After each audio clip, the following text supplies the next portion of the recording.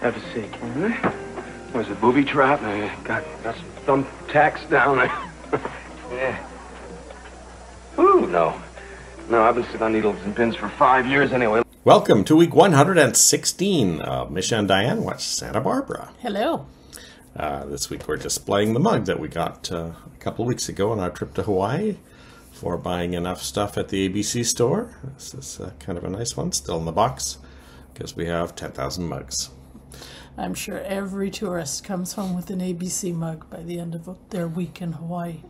I believe we broke one recently that we had from our previous trip, the one with the red flowers, right? So I still have an older one from the 90s that I haven't broken yet. Well, it's Monday, October 13th in Santa Barbara. Over the weekend, on the 11th, Santa Barbara resident Ronald Reagan met with Mikhail Gorbachev in Iceland.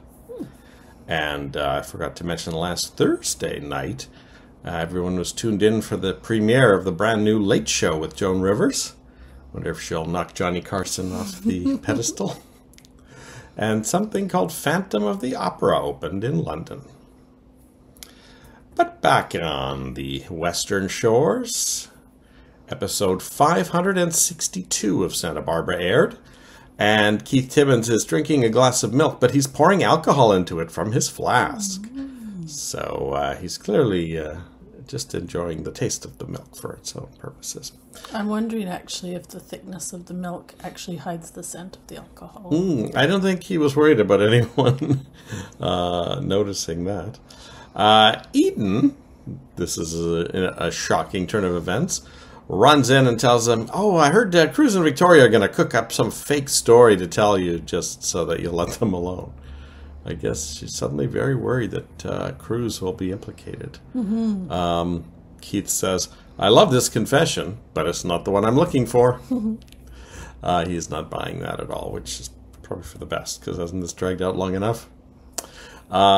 Cruz wonders if Victoria wanted Katie dead. So now Cruz and Victoria are at odds, just a few tables over. Keith saunters over, pours himself a little more liquid in his milk, and spends half the episode reading passages from Katie's diary to them, which are quite maudlin. I can't remember quite how this came about, but Eden decides she needs to take off, and Cruz decides he needs to follow her. And of course, they end up at the airfield, and Cruz calls her selfish and leaves her there. We see Eden in her car coming home, and you kind of worry when a scene like that is set up that there's going to be a car crash, but there wasn't anything in this episode, so we'll see. We'll see what Eden does. Have we seen her bright red sports car before? I don't know. We have seen Eden in a car crash before. So.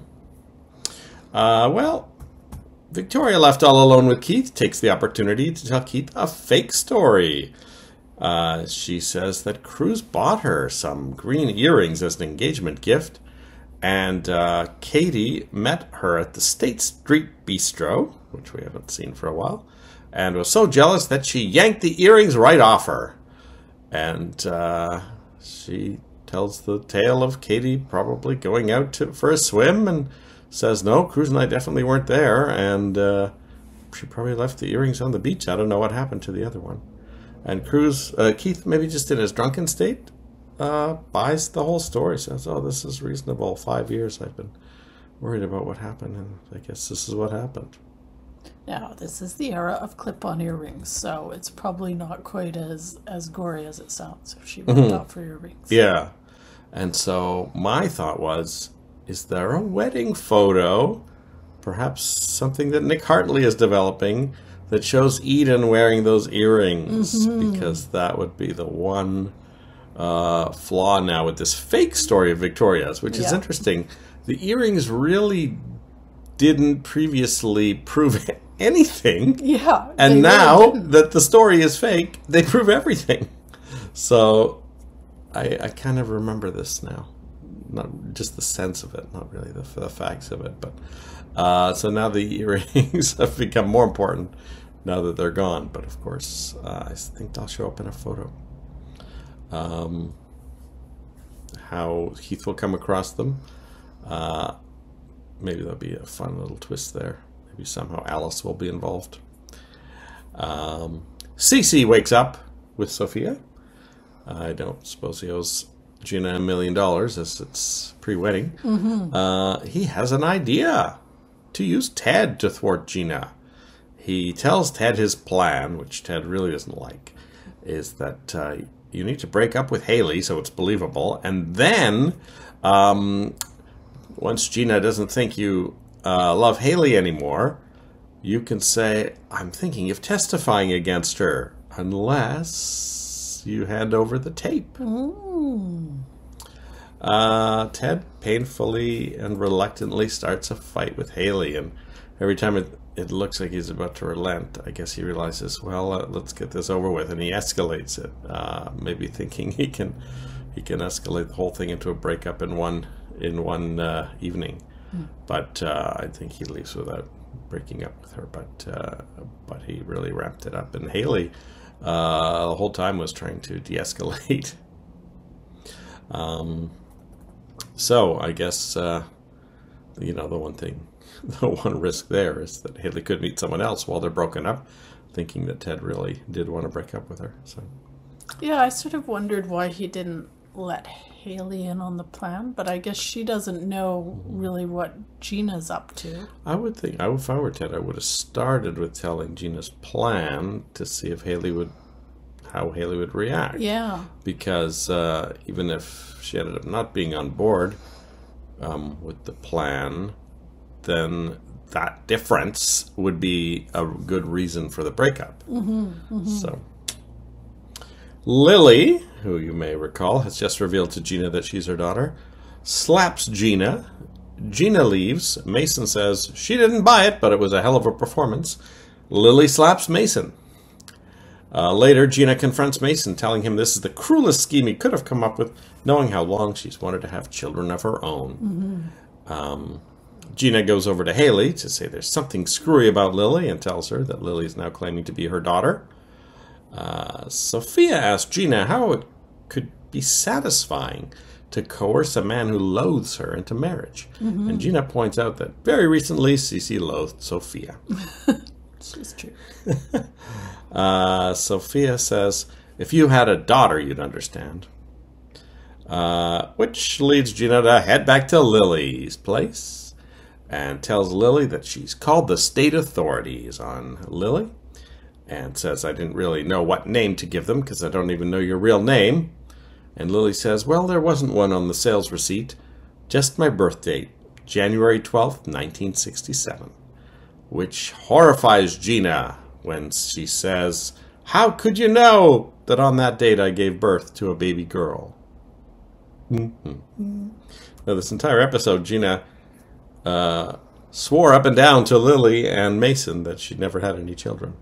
So it's kind of funny that she now claims to have given birth to a girl. Yeah, I was kind of puzzled by all of this because I seem to remember Mason making the comment, if not in this episode, maybe it was the one before, that he didn't think it was even possible given that Gina would have had to be so young. Yeah, he had said, you would have had to have been about 5 years old. Yeah. So if Lily was born in 1967, so only a few days after me. Around the same age as Robin Wright, I think. I think Robin Wright's only a few weeks different in age than me. I don't know how old Robin Masson at this time. 67, 77, 80. Oh, it's only 19 years ago in Santa Barbara time. So how old is Gina? Mid-30s? Maybe, yeah. So it is possible, but it's just kind of interesting given that comment that Mason made earlier. And I'm almost wondering, when I first sort of saw this scene, perhaps Gina had a child that died, or that there was a birth but nothing came of it. And well, if she was that young, presumably her parents were still around. They wouldn't have wanted Gina to have a kid, perhaps. Yeah. Perhaps they told her it died shortly after birth and sold the baby. And, of course, Gina knew nothing about it. I mean, that makes sense if she was that young. I suspect it will be something very similar to that. And that is the end of our Monday episode. But finally, The Secret of Lily has come out. We still have another character on the show who has a similar secret that will be revealed at some point. But that could be long into the future. So for now, we will focus on the Lily-Gina relationship and see if Lily believes whatever story Gina has when we hear it. And if so, will it be a tearful mother-daughter reunion? We'll be back after we watch episode 563 of Santa Barbara. We'll see you then. Bye-bye.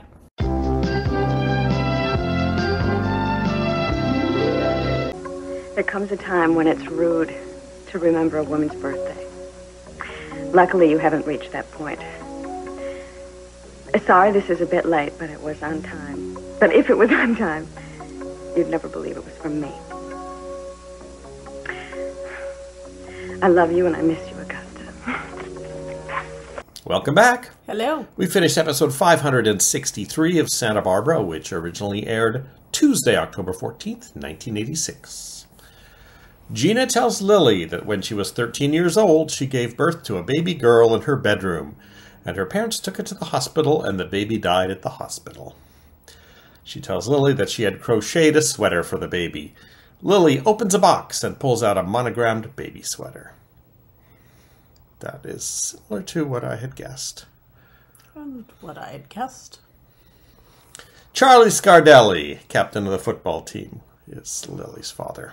He apparently did not have any interest in having a baby. And clearly neither did Gina's parents. Mm-hmm. Gina said she had a fever after the baby was born and had to stay home and couldn't go to the hospital. So I guess opportunity presented itself. So we'll see if Lily buys that story. Mm-hmm. I mean, it seems like basically the last line at the end was Gina saying, "Oh my God, it's true." So maybe now we'll have a new team in town against all of their enemies. Cruz tells Victoria that his relationship with Eden might be over. Victoria tells him the fake story that she told Keith, and I guess he's kind of okay with it. He said, I don't know if Keith will buy it. She goes, he already did. But then again, he was drunk, so maybe when he sobers up. He asks about the man that Victoria has been seeing, a tennis player called Martin Ellis. So this is our first time hearing, well, we've heard about him once before. This is the first time we have the name Martin Ellis. And so there'll be some exciting things happening in the next couple of weeks with Martin Ellis. She says she's basically hoping that this long separation will lead to a breakup. And then Victoria mentions, Eden was right. I do invent reasons to see you. Eden, meanwhile, crashes her car near the airport and waits at the hospital with her minor cut for Cruz to come in. Cece comes in. Sophia comes in. We don't see them. We see Mason. He says, I see you're waiting for Cruz to come. How long do you think they're going to let you just sit there in this bed that you don't need? Anyway, she ends up giving up on him coming, I think. And by the time Cruz finds out, Mason's the only one left in the hospital room. It was a very nice scene, actually, between Mason and Eden, I thought. Yeah, it was nice. Once again, one of these rare sibling scenes on the show, considering they're the main core family. She tells Cruz that she wanted him to feel that she loved him as much as he loved Tori by crashing her car in the same way that Cruz did. This somehow goes well, and they end up hugging, but then Eden smells Victoria's perfume on Cruz. And then it goes the other way. And that's actually the cliffhanger for the episode. Julia is still sitting at her little lone table at the Orient Express, having her birthday pity party, and Mason arrives with a birthday gift for her. It appears he's been browsing through the HR records at the City Hall, which is not really legal. She opens it, and it's a nameplate for her that says Julia Wainwright, Assistant District Attorney. So she says that she hasn't decided yet if she's going to take that. Lionel tells her that could be a big step for her, but then you won't be able to represent me against Cece. So he's already planning for one or the other to sue each other. Yeah. Lionel hands Julia a present, not from him. It's from Augusta. So she has sent a scarf for Julia. So we barely get a small glimpse of Augusta on the show. Carolyn can't remember meeting Julia, and Julia says it was just that one time at that party in Washington, and both of our dates were more interested in each other than we were. They ended up chatting all night. So I wonder if that's going to go anywhere, that link. Yeah, it's hard to tell. There's often a lot of people who link to Julia and then kind of go their separate ways. Carolyn gives Jane a dress, and Jane says, oh, this is like something Roxanne would wear. And ends up telling her mom a little bit about her Roxanne escapades. Carolyn answers the phone when Cece calls, and Cece says, if you're Lionel's new maid, I suggest you take a salary in cash. Cece tells Jane and Lionel that they better not disturb even a bird bath during their excavation. And then Lionel says, oh, I hear your wedding was called off. Jane introduces Cece to her mother. And they obviously recognize each other. Bum, bum, bum. First thing your mind jumps to watching a soap opera is Cece Jane's father? So anyway, this will be an exciting... They obviously have some kind of history, which should be fun to uncover. Yeah. I mean, we do know Cece dated a lot after Sophia died. We've heard that multiple times. And when they made that comment about them all giving Cece the same Christmas ornament for Christmas or something like that. Yeah, that's right. That's it for our Tuesday episode. We've got 2 characters will be leaving this week. I guess they needed to free up some money for Carolyn, although I guess Amy died and Carolyn came in, so she'd probably taken her salary.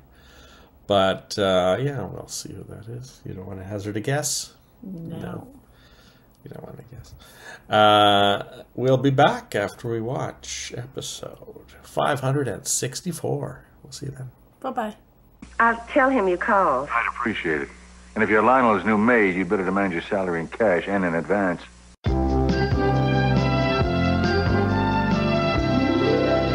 You know, Keith, this is a very special occasion for me. It's the first time I've ever had a date with someone who's also dated my sister. Usually when someone likes Madeline, they're not interested in me since we're so different. But then again, you saw a very different side to Madeline than her baby sister did, didn't you? I thought she was beautiful, bright, sophisticated, always managed to keep an upbeat mood. I just think that you're playing it safe. Well, tell me how you saw your sister. Well, the most frequent word that most people used when they were discussing Madeline rhymed with rich, and it usually came right after it. Welcome back. Hello. We finished episode 564 of Santa Barbara, which originally aired Wednesday, October 15th, 1986.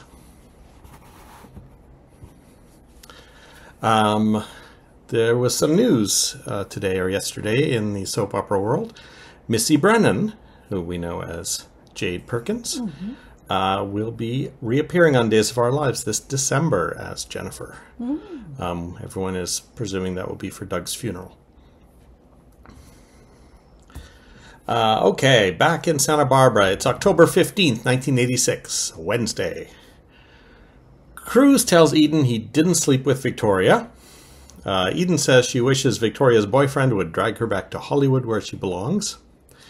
This ends up with a bit of an argument, and Eden spends the night at the Capwell mansion. Keith tells Eden the story that Victoria told him.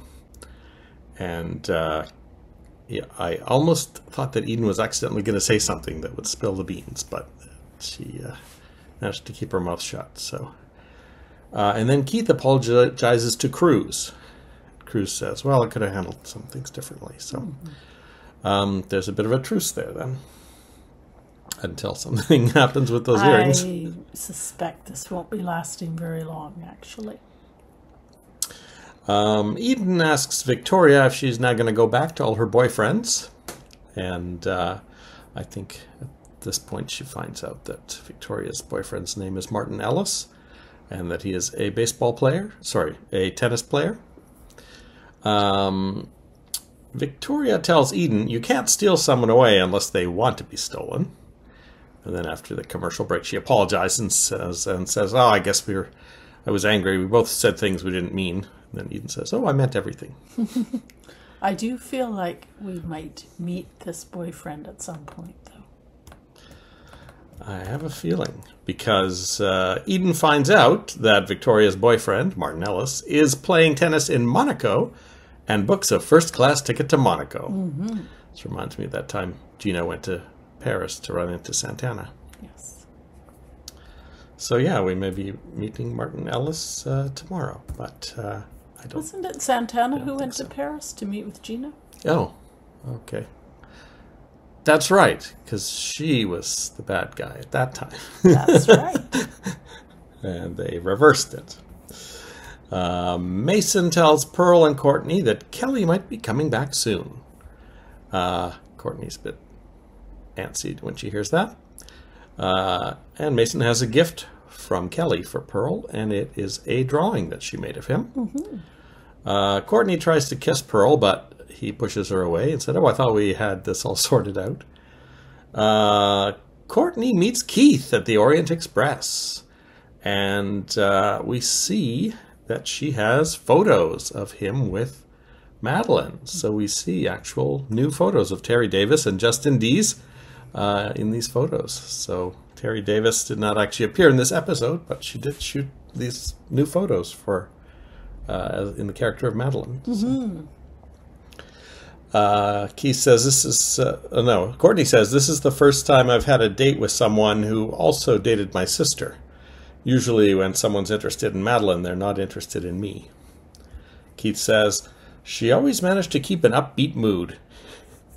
And Courtney says, the most frequent word used to describe Madeline rhymed with rich, and usually came right after it. Gina realizes that her mother must have sold her baby. And then we see a flashback with Gina's mother. There's kind of a, I don't know, haggard-looking woman in her, like, around 50, maybe, looking as Gina's mother. Now, she's not given a name, but if I recall, at some point in the future, she's named as Phyllis. So we'll call her Phyllis Blake. Yeah, that's basically a flashback confirming the obvious that, the mom told Gina the baby had died at the hospital. So, Lily doesn't buy it. So, Mason talks Lily into pretending to buy it, as it will devastate Gina when she reveals at the end that she doesn't want anything to do with her. Mm-hmm. And that may cause her to give up the tape. Mason asks Gina to convince Lily that she would... No, Gina asks Mason to convince Lily that she would never sell a baby. Gina tells Lily how she has 2 children to love now and gives her a hug as Lily and Mason exchange glances. So, yeah, I'm not quite sure if Mason believes Gina or not.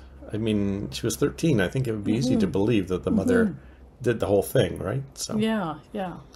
But, yeah, we'll see how this scheme between Lily and Mason goes. We haven't actually had a chance to see them talk again and privately after the scene with Gina. So Paul teaches Alice how to dance, and Janice comes over to show Alice how to model as Nick takes photos.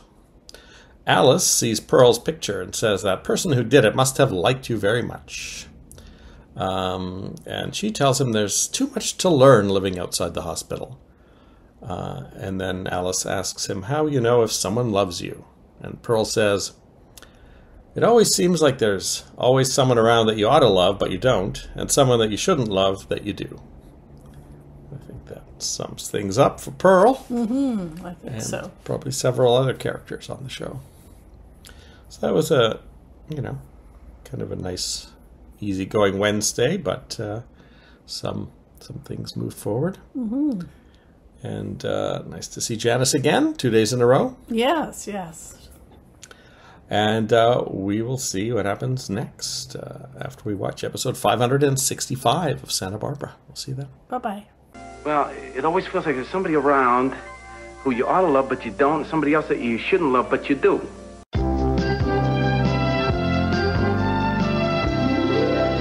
Well, then I think you better tell Haley to pack a lot of books because she's going to have an awful lot of time to read. They do let you read there, don't they? Amazing how things have changed. Bread and water kind of out of it now, isn't it? Welcome back. Hello.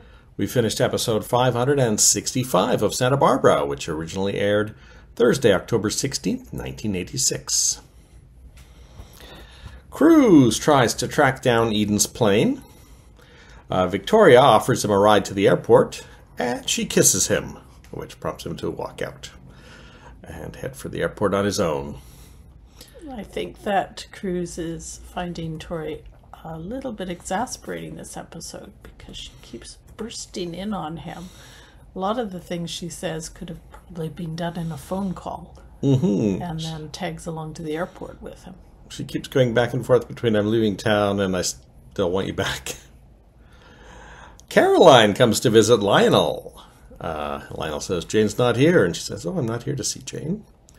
They browse through Lionel's old photo albums, and we see a big full-page headshot of Julie Ronnie as Lakin and Dame Judith Anderson as Minx.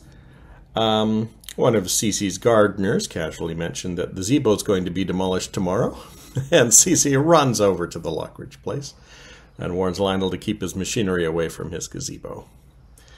It's once again clear that Cece and Carolyn know each other, and Lionel asks her, how do you know Cece? And she says, oh, she's been in and out of Santa Barbara off and on over the years, and it's a long story.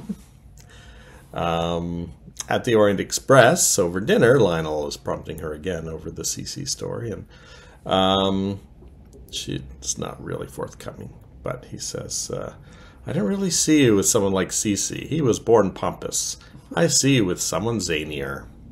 Like Lionel, maybe. Like Lionel, maybe. This is very quick 2 episodes, and already they're dating, basically. Why not? Ted feels guilty about tricking Haley. Sophia is worried about Haley as well. Haley tells Gina that Ted has decided to testify against her. Gina visits the Campwell mansion and is told that Ted won't testify if Gina turns over the tape, and calls off the marriage. Gina says they're bluffing. Lily tells Mason it's not enough for Gina to lose. She wants to win, and so she wants her Cathedral of Light after all.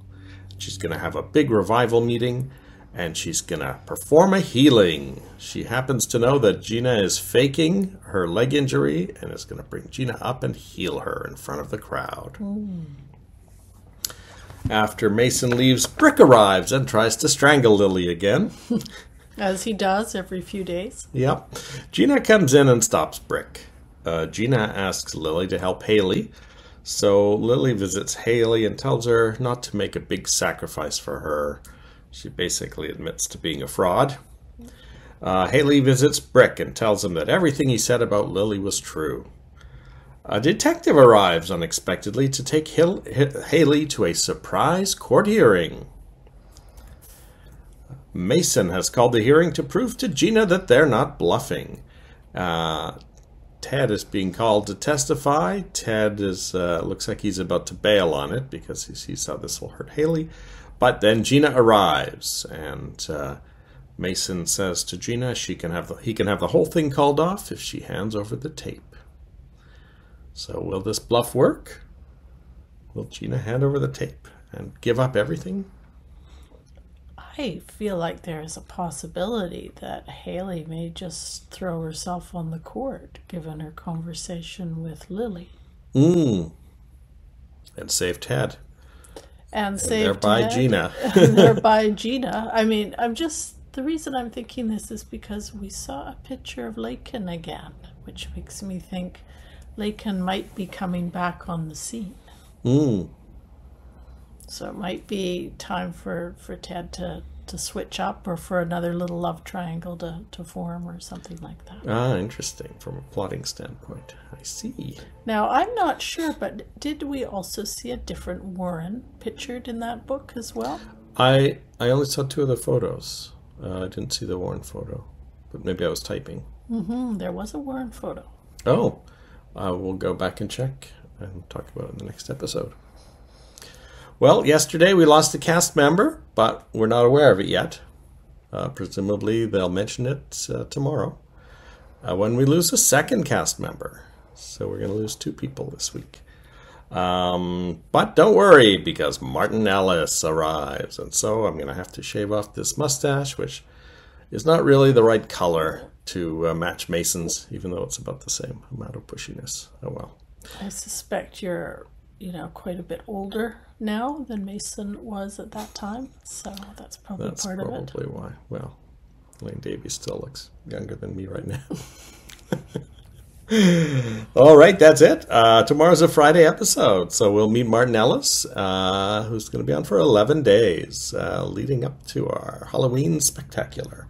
So, yeah, we'll see you after we watch episode 566. See you then. Bye-bye.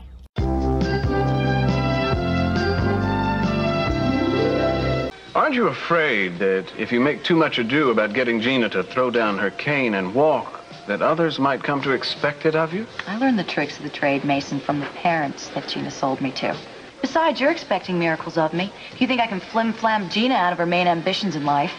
One fake healing for one tape stealing, Lily. That's the deal.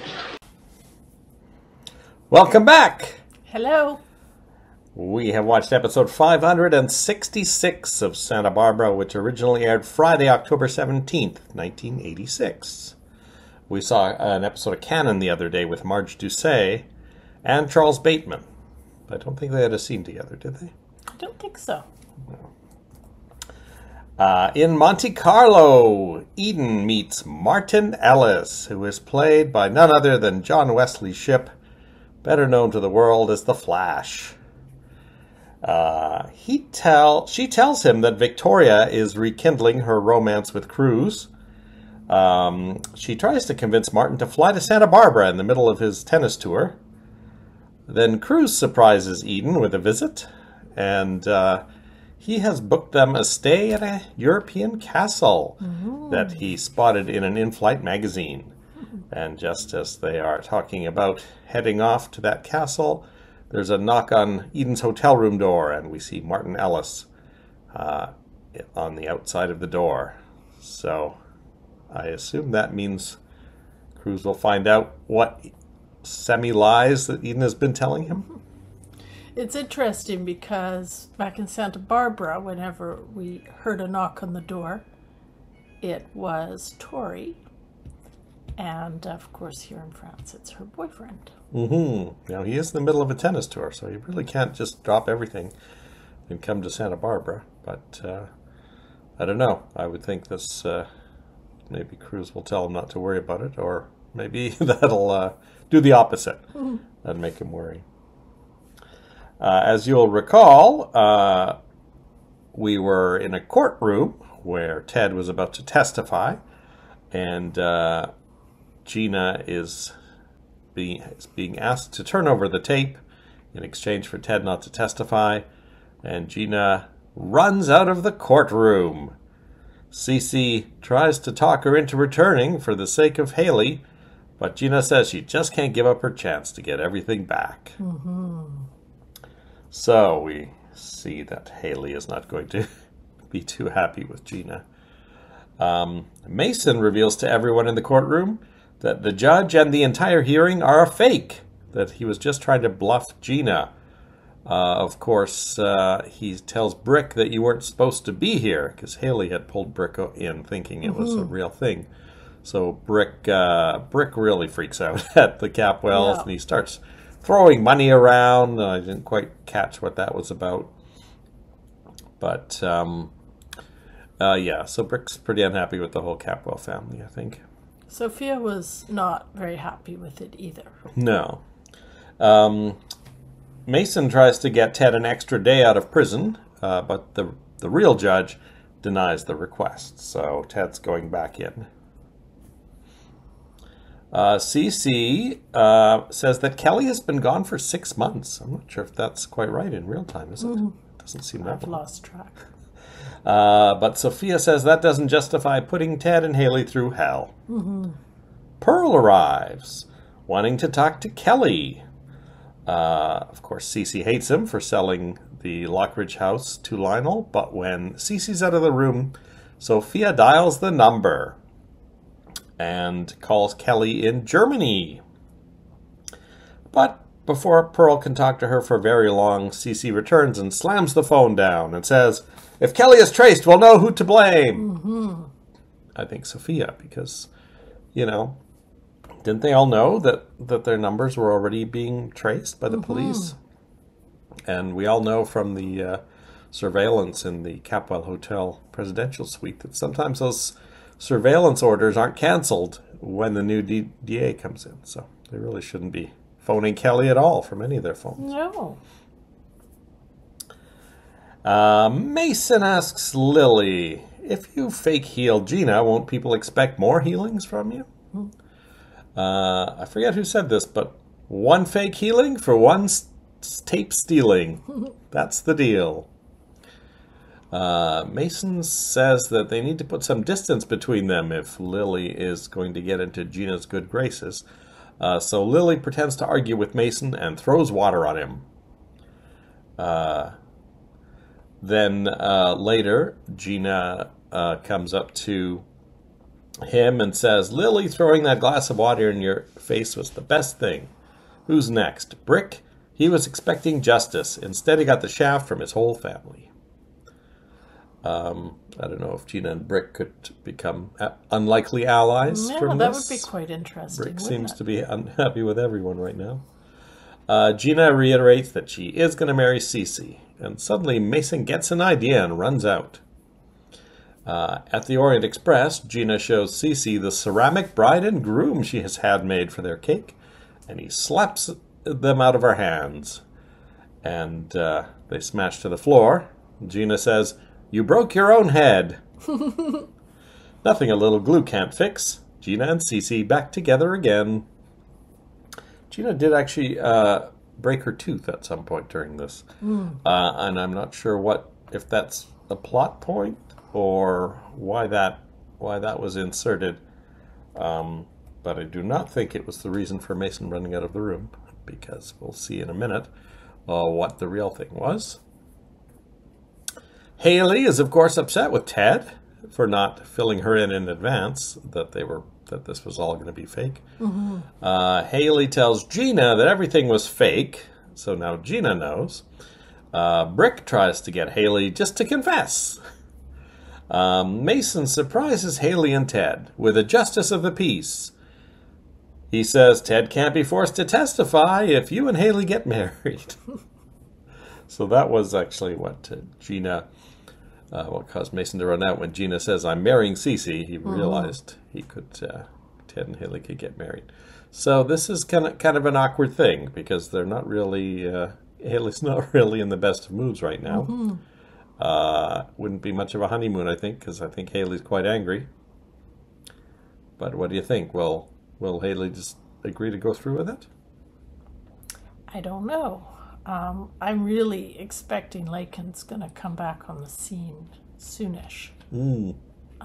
Just because we saw that photo of her. So I feel like they could get married and Lakin comes back and that starts becoming a whole thing. Or it could play out a little more where Haley doesn't agree, but as, you know, the clock ticks down, maybe she does. I don't know. I don't remember, so we'll see. Pearl has lunch with Alice and gets a call that Brian has been found. But when the investigator shows up and shows him the photos, it turns out it's not Brian.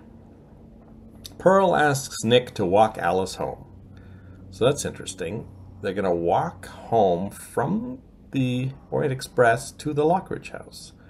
So that's, just judging by that map that time we looked at Montecito, it's up a hill, if not too many kilometers. It's a couple of kilometers, but I think it's uphill. So. And it's basically desert. And desert, yeah. You're going to be walking probably on a dirt road. Not a dirt road, but a road with lots of orange dirt at the side. That's how I picture those roads. It sounds hot and dusty. Mm-hmm. And that's the last time we'll ever see Nick Hartley.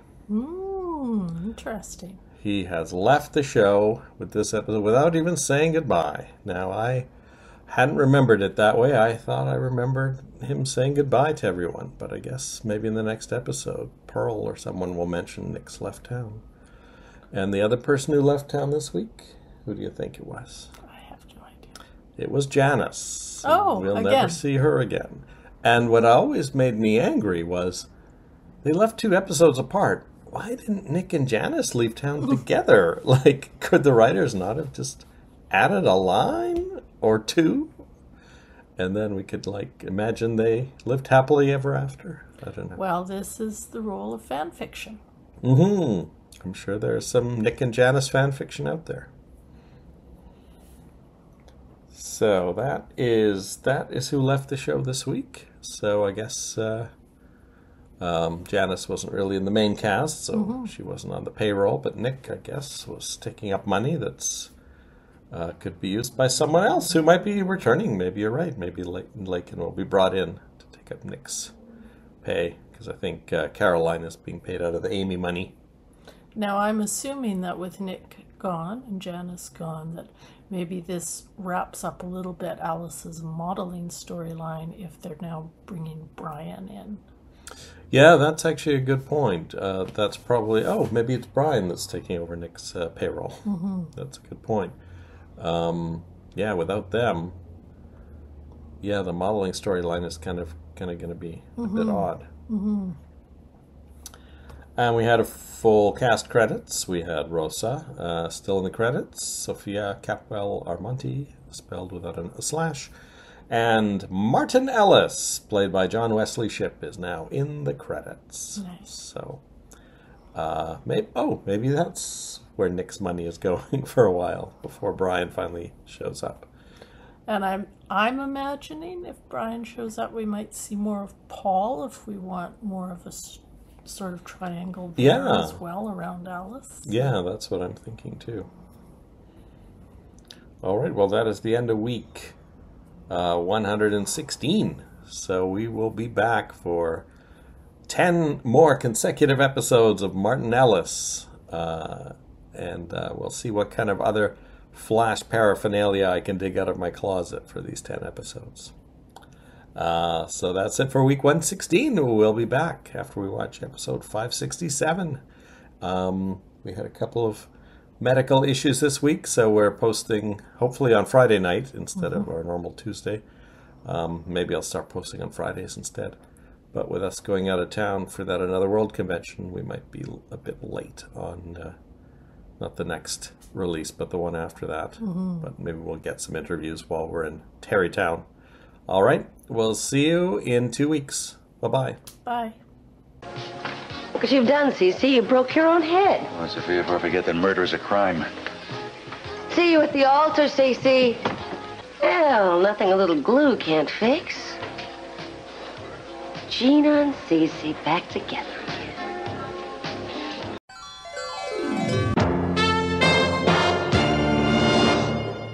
I knew they'd be here tonight, so I decided I would force the issue. Why is it I don't believe you? If it's your plan, why are you spilling it to me, though?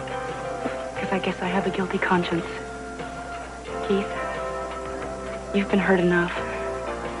Why don't you just go home? I love this confession, but it's not the one I'm looking for.